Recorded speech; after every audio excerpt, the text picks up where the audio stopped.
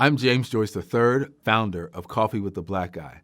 I've also worked in politics and a background and experience in journalism, and that's what informs my ability to help have difficult conversations, whether it's across political divides, whether it's across racial divides or perspective.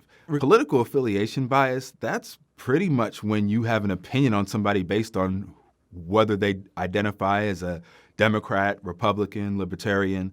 When you hear those words, the bias that you, or the image that you have in your mind, that's the bias that you carry into that conversation. And it's important to be aware and cognizant of that bias.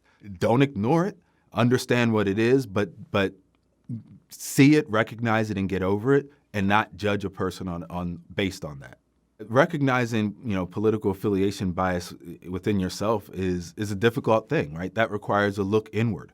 I understand right now in our country, when someone says that they're a Republican, I have certain thoughts about that. When someone says that they're a Democrat, I have certain thoughts about that.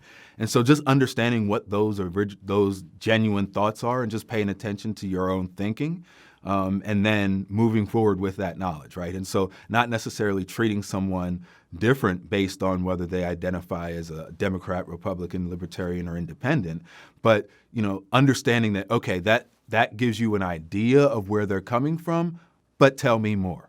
So I have fun when I encounter political affiliation bias, largely because, just the simple thing of saying that I'm a staff member for an elected official.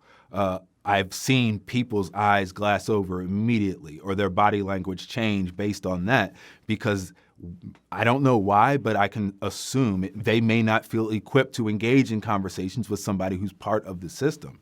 And I think that, again, understanding that and recognizing that, but also not using that as a barrier. If you don't feel adequate or don't feel equipped to have these conversations, be a lifelong learner. Read some things, call people, talk to people until you are able to fully vet your opinion and form an opinion.